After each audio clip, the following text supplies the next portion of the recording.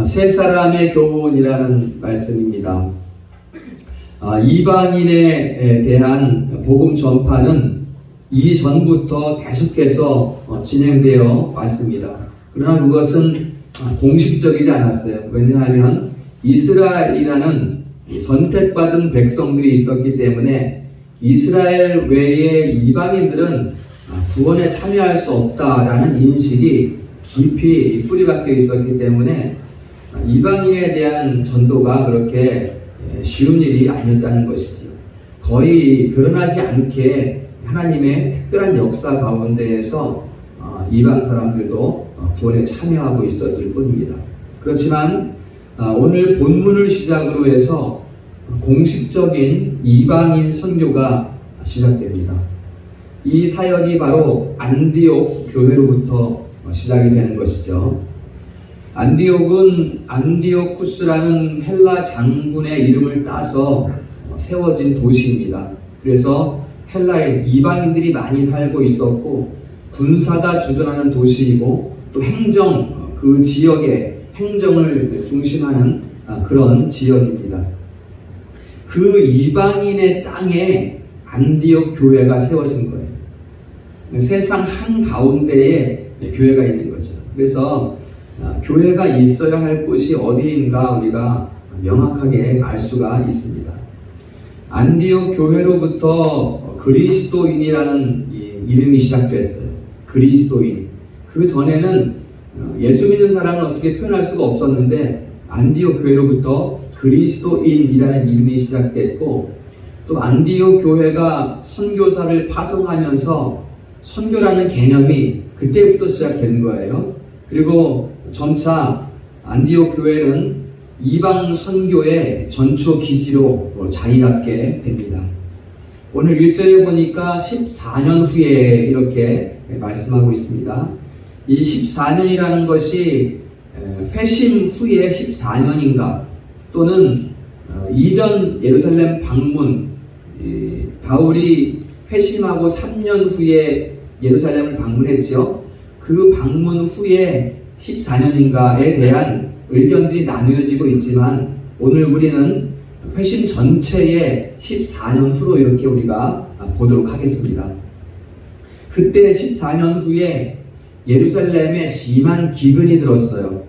그래서 안디옥 교회, 이방 교회에서 모 교회를 살리자 이렇게 성도들이 마음을 모아서 구제금을 이제 모으게 됩니다. 기근으로 고통받고 있다. 우리 모교회 성도들이 기근으로 고통받고 있으니 그들 돕자. 이렇게 이방 교회가 이렇게 결의를 한 거예요. 따뜻한 성도들의 마음이 아닐 수가 없습니다. 이 봉헌금을 가지고서 예루살렘을 방문한 사람이 오늘 본문에 보니까 바울과 바나바 그리고 이방인 청년 디도 이렇게 세 사람입니다. 오늘은 이 세 사람을 통해서 우리가 어떤 교훈을 받을 수 있을까 그 부분을 우리가 함께 생각해 보도록 하겠습니다. 첫 번째로 바울입니다. 오늘 2절 뒷부분 보니까 내가 이방 가운데에서 전파하는 복음을 그들에게 제시하되 이렇게 말씀을 하고 있어요. 여러분 예루살렘에 가서 이방인의 복음을 전한다는 것이 쉬운 문제가 아니에요. 상당히 난해한 문제입니다. 왜냐하면 이 선민의식, 우리는 선택받은 백성이다 라는 이 선민의식이 예루살렘 유대인들에게 철저하게 박혀 있었어요. 그래서 이방인들은 구원받을 수 없다는 인식이죠. 이 선민의식이라는 것이. 그런데 여기에 가서 이방인의 복음을 전파한다는 것은 쉬운 일이 아니라는 것이죠. 예루살렘은 아브라함이 이삭을 드렸던 그 제단이 위치한 곳이고 또 예루살렘은 다윗성이고 또 시온성이고 유대인들의 민족적 종교적 중심지이고 아브라함으로부터 이삭으로부터 야곱에 이어지는 이러한 혈통적 중심지가 되는 곳이에요. 여기에서 이방인의 복음을 전한다는 것은 쉬운 일이 결코 아니라는 것이죠. 이 선민의식에 대해서는 유대인들뿐만이 아니라 사도들까지도 철저하게 박혀 있었어요. 베드로 같은 경우에는 이미 오늘 이 본문이 있기 이전에 고넬료 가정, 고넬료라는 사람이 이방인이잖아요. 그 가정에서 이방인들에게 성령이 역사하는 것을 똑똑히 목격한 사람이에요. 베드로는 사도이면서. 그런데 나중에 이 본문 이후에 2장 11절에 보면 베드로가 안디옥에 갔을 때 이 자신의 그 유대인의 근성을 철저하게 드러냅니다. 이방인들과 베드로가 같이 식사를 하고 있는데 예루살렘에서 유대인들이 오는 것을 베드로가 봤어요. 이것을 보고서 슬금슬금 도망치는 거예요, 베드로가. 이런 안디옥 사건이 있었어요. 베드로가 왜 이런 행동을 하냐 하면 바로 뿌리 깊은 선민의식 때문이에요. 나는 유대인인데 저 선택받지 못한 이방인들하고 내가 발먹을 수 없다. 이런 인식이 심겨져 있었던 거예요. 다만 그곳이 안디옥이었기 때문에 이방인들이 워낙 많은 곳이니까 문제 없겠지라고 생각하고 식탁을 나누고 있었는데 예루살렘 사람들을 본 거예요. 그러니까 도망친 거예요. 이게 바로 철저한 선민의식으로 인해서 이런 일들이 일어나고 있다는 것입니다. 그런 곳에 할례받지 않은 이방인 청년 디도를 데리고 가서 이방인의 복음을 제시한다는 것은 쉬운 일이 아니라는 것이죠. 그러나 바울은 이 복음을 제시하기 위해서 예루살렘에 입성합니다. 그러면 이게 중요한 것은 어떻게 예루살렘에 이 복음을 설명할 것인가? 이런 문제가 이제 남아있겠지요.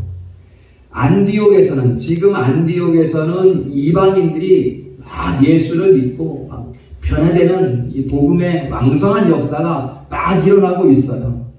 그렇다면 이제 그러한 현장을 지도하고 있는 바울과 바나바잖아요. 지도자잖아요. 안디옥 교회. 그렇다면 이 복음을 가지고 예루살렘에 갔으면 지금 이러이러하니 이제 회의를 소집해 주시오. 내가 이 복음을 소개하겠습니다. 라고 공식적으로 회의 소집을 요청해서 그곳에서 이제 복음을 소개할 수 있는 이런 요청을 할 수 있을 거예요. 보통 사람이라면. 지금 우리가 이런 사역을 해서 이런 거대한 역사가 일어나고 있습니다. 자랑스럽게 얘기할 수 있는 부분이죠. 그러나 바울은 뭐라 그럽니까? 복음을 제시하되 유력한 자들에게 사사로이 한 것은 그랬어요. 사사로이 했다. 사도들에게 조용히 말했다는 거예요.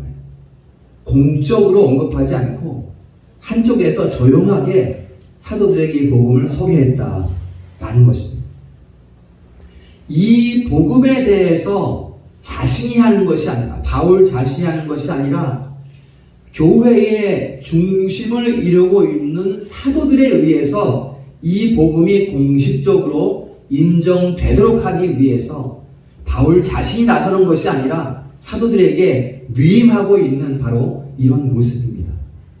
여러분, 바울이 안디옥 교회의 지도자예요.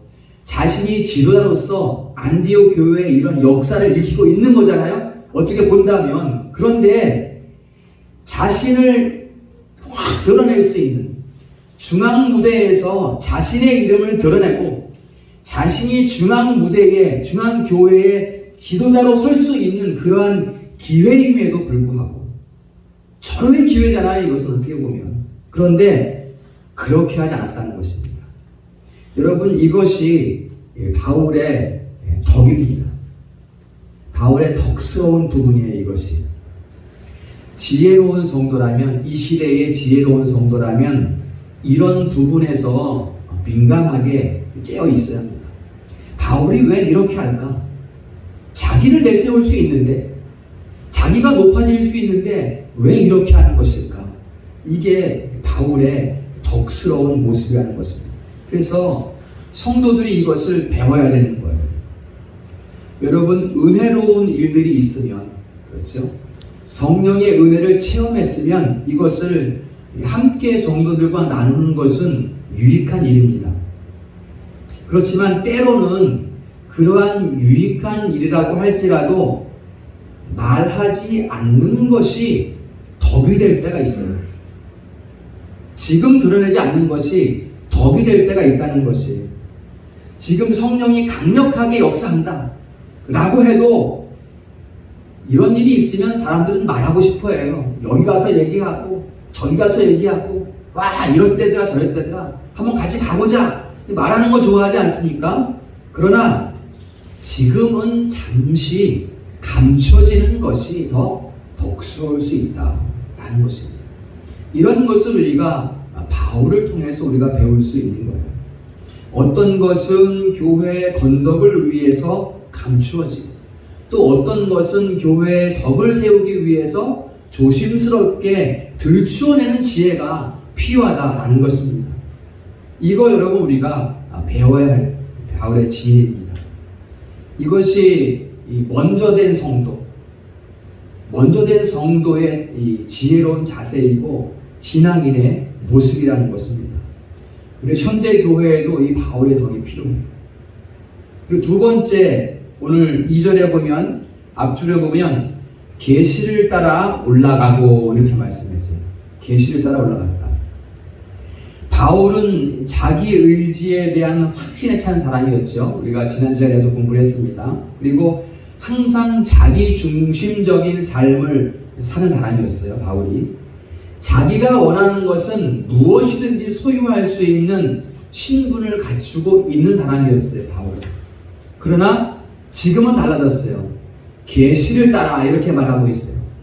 자기 뜻을 따라 항상 자기 중심적인 삶을 살던 사람이 이제는 자기 뜻을 쫓는 것이 아니라 계시를 쫓아가는 사람이 되었다라는 것입니다. 자기가 지금까지 원했던 것, 자기가 소유하고 있던 것들은 이제 소중하지 않아요. 그런 것들을 분투와 같이 여겨요. 이제는 오직 지금 바울이 관심 있는 것은 자기를 죽은 자 가운데에서 건져내신 예수 그리스도입니다. 그 외에는 소중하지 않다는 거예요. 이제 사람들이 좋아하는 것에는 관심이 없어요. 이제는 세상 것을 선택하지 않습니다. 이게 사도 바울의 변화된 모습이에요. 여러분, 아브라함의 선택을 보십니다. 아브라함의 선택. 아브라함은 좋아 보이는 땅 있었어요. 그 당시에 소돔과 고모라 성이었어요. 번화한 도시였어요. 그런데 아브라함은 그 번화한 도시를 선택하지 않습니다. 그곳은 누가 선택합니까? 세상적인 시각을 가진 아브라함의 조카 롯. 그 롯이 먼저 선택하게 하고 아브라함 자신은 척박한 땅에 머물게 된다는 것입니다. 여러분, 잘 사는 도시에 가고 싶지 않겠습니까? 그러나 아브라함은 먼저 선택하지 않아요. 이게 곧 바울이 선택하는 거예요. 이 선택이 세상 것을 선택하지 않는다는 것입니다. 좋아 보이는 게 아니라 진짜 좋은 것이 무엇인지 알고 있기 때문에 기다리는 거예요. 가만히. 사람들은 좋아 보이는 거 잡으려고 막 다름질하고 달려가지만 그 사람들은 그냥 두고 나는 조금 천천히 가더라도 기다리는 거예요. 이게 아브라함의 선택이고 바울의 선택이라는 것입니다. 사람들은 이 거룩한 것에는 관심을 갖지 않습니다. 사람들이 관심 있는 것은 지금 눈에 좋아 보이는 것들이에요. 그렇지만 좋아 보이지만 그것은 위장된 것이고 포장지를 덮어쓰고 있을 뿐이에요. 그래서 사람들은 그것을 잡으려고 달려갑니다. 그러나 우리들은 그들이 잡으려는 것에서 멀찍이 떨어져 있을 필요가 있습니다. 멀어져야 돼요.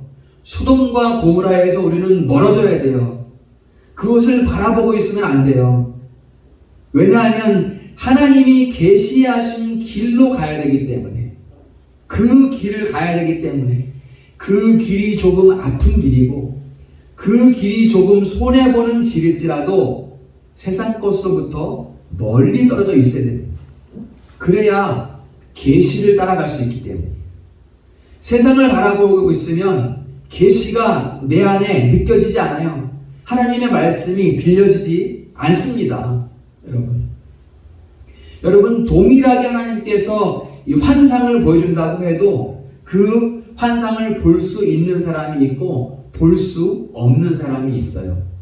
어디를 바라보느냐. 소돔과 고모라를 바라보고 있느냐, 그곳에서 내 마음이 멀찍이 떨어져 있느냐에 따라서 보여주시는 것을 볼 수 있고 볼 수 없을 수도 있다는 것입니다. 여러분 바울이 3차 선교 여행을 마치고 예루살렘에 들어갈 때 그 상황을 우리가 알 수가 있습니다. 계시를 받은 사람과 계시를 받지 못하는 사람의 차이를 우리가 볼 수가 있습니다. 계시하고 하나님은 항상 계시하고 있어요. 지금도 우리에게 말씀하고 있습니다. 그것을 들을 수 있는 사람이 있고 듣지 못하는 사람이 있다는 거예요. 바울이 예루살렘에 가면 환난 당한다는 것을 제자들도 알고 있었어요. 그래서 제자들이 가지 못하게 합니다. 예루살렘에 가지 마세요. 거기 가면 핍박당하니까 가지 마세요. 그러나 바울은 어떤 것을 선택합니까? 그곳이 고난이라는 것을 알고 있으면서도 바울은 예루살렘으로 들어갑니다. 사도행전 21장 13절에 보면 이렇게 말합니다. 바울이 그 제자들에게 이렇게 말해요. 바울이 대답하되 여러분이 어찌하여 자꾸만 울어서 내 마음을 상하게 합니까? 나는 예수의 이름을 위해서 결박 당할 뿐 아니라 죽을 것도 각오했습니다. 이렇게 바울이 말을 하고 예루살렘으로 들어가는 것을 볼 수가 있습니다. 이것이 계시를 받은 사람, 하나님의 말씀을 듣는 사람의 선택이라는 것입니다. 여러분 소돔과 고모라를 바라보고 있는 시선이라면 예루살렘으로 들어가지 않습니다. 그러나 바울은 하나님의 계시를 따라가는 사람이기 때문에 예루살렘으로 들어가는 거예요. 그 길을 하나님께서 기뻐하시고 말씀하신 길이기 때문에 그 길을 가는 것입니다. 양은 목자가 자기의 목자라는 것을 알아요. 무엇으로 압니까? 그 음성으로 아는 거예요. 양은 눈이 어둡지만 그 음성을 알고서 자기 목자를 따라갑니다. 양은. 성도도 마찬가지예요. 여러분. 성도도 하나님의 음성을 듣고 그 계시하는 길로 나가야 하는 거예요. 우리 성도님들은 하나님이 주시는 계시의 음성을 들을 수 있기를 축복합니다. 그래서 진정한 축복이길, 눈에 좋아 보이는 것이 축복이 아니라 지금 당장은 약간의 아픔이 있을지라도 진정한 축복이길, 하나님이 계시하는 길로 나아갈 수 있기를 축원합니다. 두 번째 인물은 바나바입니다. 바나바는 궁으로 섬 출신이에요. 그리고 유대인이고 레위 지파입니다. 본래의 이름은 요셉이에요. 요셉이라는 사람입니다. 이 바나바가, 이 요셉이 예루살렘 교회가 시작될 때에 자기의 재산을 다 팔아서 사도들 앞에 가지고 옵니다. 그리고 그 재산권을 교회에서 자기가 행사하는 것이 아니라 사도들에게 다 위임을 해요. 자기는 재산권을 포기하고 교회에 위탁했다는 거예요. 자기 재산을 다. 이때에 사도들이 이 바나바의 그 선행을 보고 그 이름을 요셉인데 바나바라는 이름을 지어준 거예요. 그 뜻은 위로의 아들이라는 뜻이죠. 그 예루살렘 교회가 시작될 때 제자들이 요셉에게 지어준 이름이 바로 바나바라는 것이죠. 사도행전 11장 24절에 보면 바나바는 착한 사람이고 성령과 믿음이 충만한 사람이라 하겠어요. 여러분 바나바가 교회를 사랑하는 것, 또 동역자, 성도들을 섬기는 것을 보면 바나바 진짜 착한 사람이다. 우리가 알 수 있습니다. 바나바 정말 성령이 충만한 사람이네. 정말 믿음이 충만한 사람이네. 이것을 우리가 알 수가 있습니다. 특히 여러분 우리가 성경 말씀 가운데에서 바나바에 대해서 눈여겨볼 것이 있습니다. 그게 뭐냐면 바나바가 바울을 아주 잘 인도했다는 거예요. 우리는 바울을 알죠? 바울이 얼마나 위대한 사도인지를 알고 있지만 바울이 그러한 사도의 자리에 오르기 전에 바나바가 바울을 얼마나 잘 섬겼는지, 잘 인도했는지 이것을 우리가 볼 수 있어야 돼요. 바울이 처음부터 그렇게 위대한 사도의 자리에 있었던 것이 아니라는 거예요. 여러분, 바울이 다메섹 도상에서 부활하신 예수님을 만났지만 바울은 사도들을 몰라요. 예루살렘 교회에 아는 사람이 없어요. 바울은. 그래서 바울이 예수님을 만났다는 소문은 들었지만 그것을 믿어주지 않았어요. 예루살렘 사람들은. 그래서 바울이 회심한 지 3년 만에 예루살렘에 올라갔을 때도 사람들은 바울을 두려워하면서 만나주지 않았어요. 왜냐하면 교회를 핍박하던 그 사람이 왔다. 그러니까 안 만나는 거예요. 두려워서 안 만나고 피하는 거예요. 그런데 이때 바나바가 바울을 소개합니다. 바나바가 이 바울을 데리고 갔어요. 예루살렘에 3년 만에 데리고 갔어요. 사도행전 9장 26절에 보면 사울이 예루살렘에 가서 제자들과 사귀고자 하나 다 두려워하여 그가 제자됨을 믿지 아니하니 바나바가 데리고 사도들에게 가서, 이렇게 말씀합니다. 바나바가 데리고 갔어요. 바나바가. 바울 혼자서는 할 수 없었어요. 이것을 데리고 가서 다메섹에서 바울이 어떻게 예수님을 만났는지, 또 지금은 어떻게 복음을 전파하고 있는지 이것을 자세하게 설명해 주는 거예요. 바나바가 바울의 보증인이 되는 거예요. 바나바는 예루살렘 교회가 잘 알고 있던 인물이잖아요. 예루살렘 교회를 철저히 섬기던 사람이기 때문에 잘 알고 있어요. 그러니까 바나바가 보증이 되어주니까 사도들도 인정할 수밖에 없는 거죠. 이게 바나바가 바울을 돌고 왔던 바로 그러한 과정입니다. 그리고 사도행전 11장 25절에도 보면 바울이 고향 다소에 머물고 있어서 이때는 그때 바나바가 다소까지 찾아갑니다. 안디옥에서 길리기아 다소까지는 험한 길이에요. 먼 거리기도 하지만 산을 넘고 산을 넘어가야 되는 그런 길이거든요. 근데 바나바가 바울의 고향까지 찾아가서 그를 안디옥 교회로 데리고 옵니다. 여러분, 그 고향 땅 길리기아 다소에 있었으면, 바나바가 데리고 오지 않았으면 이 안디옥 교회가 그 선교의 중심지가 될 수가 없었어요. 바울과 바나바가 안디옥 교회에서 파송되잖아요. 그런데 지금 다소에 있는 바울을 누가 데리고 왔냐? 바나바가 안디옥 교회로 데리고 왔다는 거예요. 그래서 안디옥 교회에서 비로소 그리스도인이라 일컬음을 받게 되는 것입니다. 안디옥 교회 지도자였던 바나바가 바울을 찾아가서 아직까지 사도의 이름을 얻지 못한, 물론 예수 그리스도를 만난 그 자리에서 이방인을 위한 사도라는 그 이름을 받았지만 사람들로부터는 전혀 인정받지 못한 그러한 상황 가운데에서 바나바가 바울을 데리고 왔다라는 것입니다. 그리고 오늘 본문에서도 예루살렘을 방문할 때 바나바가 동행하는 것을 볼 수가 있습니다. 여러분, 바울과 바나바는 같은 안디옥 교회 지도자예요. 보세요. 바나바가 먼저 된 선생입니다. 바울은 뒤늦게 교회에 들어왔어요. 사람이잖아, 그렇죠? 여러분, 사람이기 때문에 영적인 사역에도 시기나 질투가 있을 수 있습니다. 사람이기 때문에 그렇죠? 그런데 바나바는 항상 자기를 낮춰요. 약한 사람을 높여준단 말이에요. 처음부터 자기를 낮추고 바울을 잘 돌봐줬단 말이에요. 잘 이끌어줬다는 얘기예요. 무엇을 위해 바나바가 그렇게 합니까? 복음을 위해서. 그리스도의 교회를 위해서 그렇게 했다는 거예요.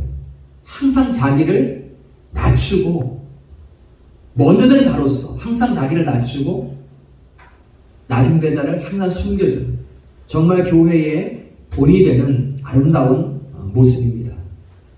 함께 동역하고 교회를 아름답게 세워가는 모습은 현대 교회가 본받아야 될 좋은 귀감이 되고 있습니다. 여러분, 우리 교회도 이 부분을 깊이 새겨야 할 필요가 있습니다. 우리 교회가 장차 어떻게 하나님께서 이끄실지 모르겠지만 하나님께서 이끄시는 길로 나가기 위해서는 이 바울의 본을 따라야 돼요. 먼저 된 자로서 나중된 자를 섬기고 사랑할 수 있어야 된다는 거예요. 그게 준비된 교회의 모습입니다. 교회의 모습들을 보면 파당을 이루고 또 직분자들끼리 패를 이루어서 다투고 시기하는 이런 모습은 정말 부끄러운 모습이 아닐 수가 없습니다.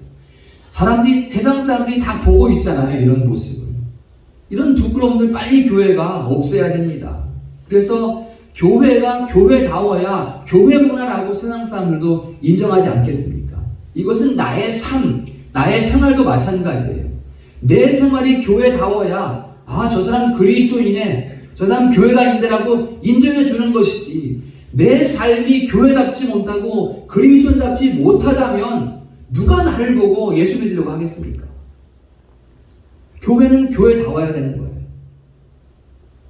교회는 주님의 사랑이 있는 곳이고 주님의 위로가 있는 곳이고 주님 안에서 형제 자매들이 함께 교제하는 곳이기 때문에 만일 교회가 그 본분을 잊어버린다면, 바나바와 같은 이런 섬김을 실천하지 못한다면 주님의 마음이 얼마나 아프겠습니까? 이걸 우리가 꼭 기억해야 되는 거예요.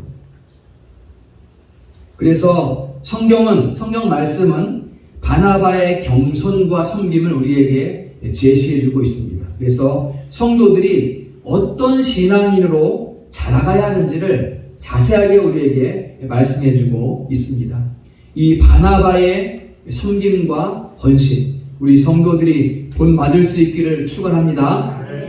마지막으로 세 번째 인물입니다. 디도입니다. 디도. 바울과 바나바는 예루살렘을 방문할 때 이방인 디도를 데리고 갔어요. 그렇죠? 함께 가는데 데리고 가는 거예요. 데리고. 디도는 안디옥 교회에서 가르침을 받고 있는 제자였습니다. 이방인 제자. 이방인이면서 복음 안에 거하는 자. 그러니까는 복음의 실증이에요. 실제 증이라는 것이죠. 이방인 선교가 실제로 일어나고 있다는 증인이 되는 거예요. 디도가. 이 디도를 이제 예루살렘 교회에 제시하기 위해서, 복음으로 제시하기 위해서 바울과 바나바가 데리고 갔습니다. 데리고 간 거죠.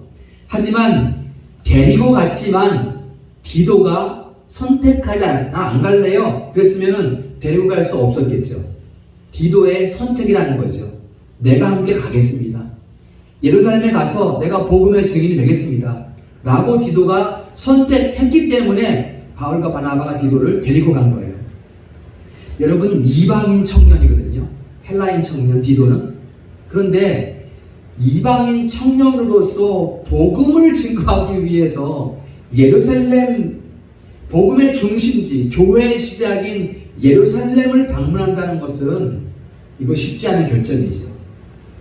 복음을 위해서 디도는 과감하게 바울과 동행을 결정한 거예요. 이것이 이 디도의 깊은 신앙을 짐작하게 합니다. 이러한 디도의 신앙은 훗날 그의 장성한 신앙으로 입증이 됩니다. 디도는 이후에 지중해 한가운데에 있는 선교회, 이 그레데 교회의 목회자로 파송을 받게 됩니다. 여러분, 에베소 교회는 디모데가 목회했죠. 이 에베소보다 어쩌면 이 섬교회는, 그레데 섬교회는 더 열악한 환경이에요. 이 그레데 섬 사람들은 게을러요. 자연신을 숭배하는 사람들이에요. 그렇지만 에베소는 어느 정도 안정돼 있잖아요. 교회를 이전부터 이루어왔고 먼저 복음이 전파된 곳이기 때문에 어느 정도 이 체계를 갖추고 있는 것인데 그레데는 그렇지 못하다는 것이죠.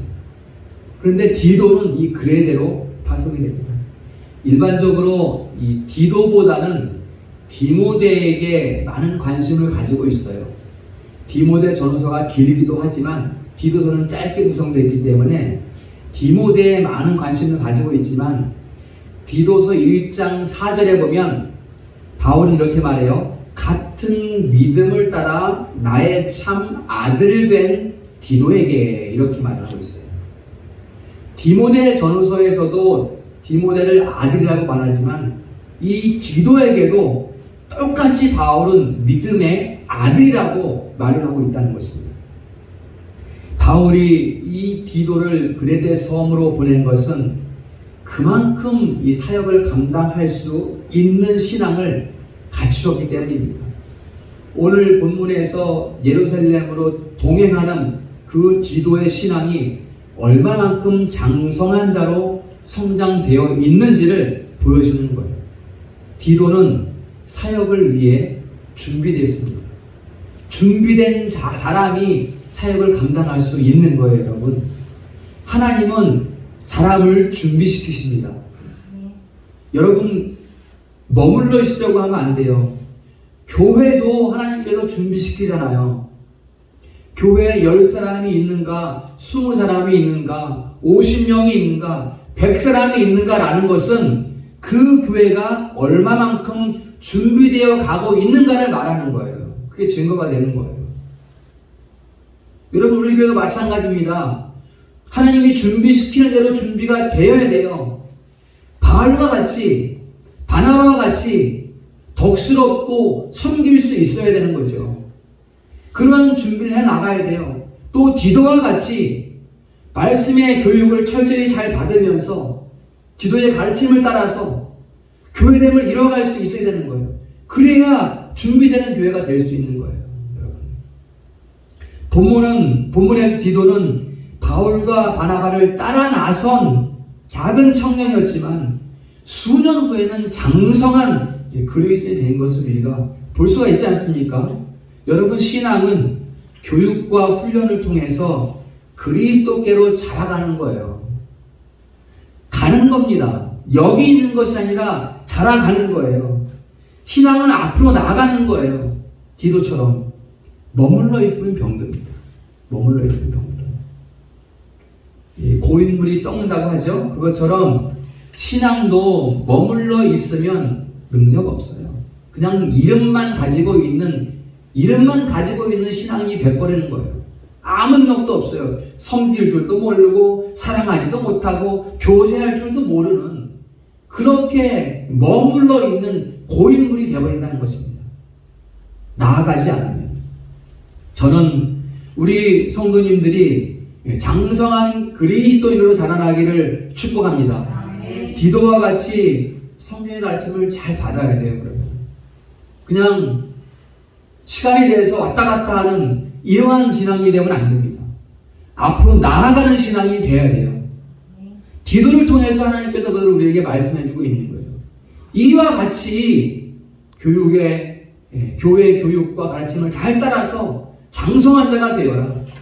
그래야 우리 교회가 정말 아름다운 교회가 되는 것이고, 그래야 우리 성도들이 그리스도의 빛을 증거하는 향기를 나타내는 성도가 될 수 있는 것입니다. 그래서 이제 우리가 준비된 자로 장성한 자가 된 다음에는 이제 바나바와 같은 이런 섬김과 실천의 삶을 살아갈 수 있는 것입니다.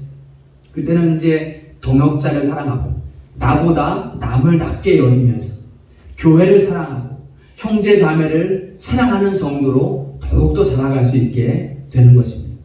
지금도 우리 성도들이 잘하고 있어요. 잘 사랑하고 실천하고 있지만 여기에 머무는 것이 아니라 지금과는 다른 더 성숙한 자리로 나아갈 수 있어야 하는 것입니다. 그렇게 되기를 축원합니다. 네. 바울은 말년에 디도와 디모데에게 목회 서신을 보냅니다. 이것이 디모데 전후서와 디도서라는 성경이죠. 우리 성경이 가지고 있습니다. 이 목회 서신에 보면 너희들이, 내 아들들아, 너희들이 이 목회를 어떻게 해야 하는지 이것을 가르쳐주고 있어요. 그렇지만 그 가르침의 중심에는 딱 중심을 차지하는 것이 그리스도입니다. 그리스도 안에서 이루어지고 있어요. 모든 것이 그리스도를 믿음으로써 예수 그리스도를 믿음으로써 구원받을 수 있다는 것을 목회의 중심에 가르치고 있다는 거예요. 이게 편지의 중심 내용입니다. 가르침을 받는 자리에 있거나 가르치는 자리에 있거나 너희가 목사이든지 너희가 장로이든지 너희가 집사이든지 너희가 청년이든지 어느 자리에 있든지 중요한 것은 예수 그리스도입니다. 할렐루야. 예수가 그리스도라는 것이 가장 중요한 거예요. 이것이 가슴에 새겨져 있어야 구원받은 백성이 될 수 있는 것입니다. 이 가르침을 따라서 장성한 디도는 주님의 교회를 위해 충성하는 일꾼이 된 것을 우리가 볼 수 있습니다. 우리 성도님들도 디도와 같은 장성한 그리스도인 될 수 있기를 주님의 이름으로 축복합니다. 말씀을 정리하겠습니다. 오늘 세 사람의 교훈을 받았습니다. 바울은 우리가 너무나 잘 알고 있는 사도이지만 그 바울 사도를 통해서 우리가 교회의 건덕을 세우는 것. 어떻게 교회의 덕을 세울까? 겸손하게 계시를 따라가는 지혜를 사도 바울로부터 배울 수 있었습니다. 두 번째, 바나바를 통해서는 진정한 교회의 섬김과 사랑하는 자세 배울 수 있었습니다. 우리는 먼저 된 자입니다. 먼저 된 자로서 나보다 남을 낮게 여기는, 남을 잘 보살피는, 뒤에 성도된 자들을 잘 보살피는 이런 섬김 우리가 바나바를 통해 배울 수 있습니다. 세 번째는 디도를 통해서 지금은 우리가 연약한 자리에 있을지라도 우리 예수 믿어서 구원받은 자들이니까 구원받은 사람으로서 열심을 다해서 그리스도의 장성한 분량회로 자라가자라는 교훈을 우리가 함께 받았습니다. 우리 성도님들이 우리 믿음의 선진들의 신앙을 잘 이어받을 수 있기를 주님의 이름으로 축원합니다.